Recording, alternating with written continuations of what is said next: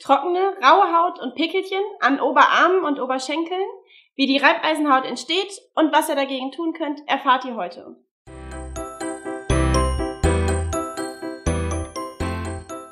Unter der Reibeisenhaut oder auch Keratosis pilaris leiden häufig junge Frauen so ab 15, 16 Jahren. Die Haut ist sehr rau und uneben, vor allem an den Oberschenkeln und Oberarmen. Trockene Haut kann das Ganze noch begünstigen. Die Ursache ist häufig genetisch bedingt und es bilden sich so feine Hornkegel in der obersten Hautschicht, die eben für dieses Reibeisenhautgefühl sorgen.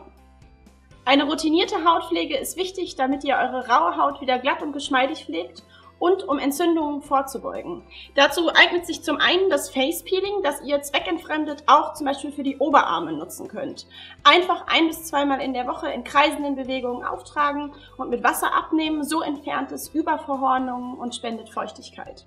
Außerdem eignet sich die AHA Body and Face Lotion, vor allem, weil sie 10% Glykolsäure hat, die eben die Überverhornungen löst, die Haut regeneriert und erneuert und Urea spendet auch hier wieder Feuchtigkeit. Wenn ihr noch weitere Fragen zum Thema Keratosis pilaris und Reibeisenhaut habt, dann schreibt sie doch einfach in die Kommentare. Wir beantworten euch sie dann gerne und wir sehen uns beim nächsten Mal.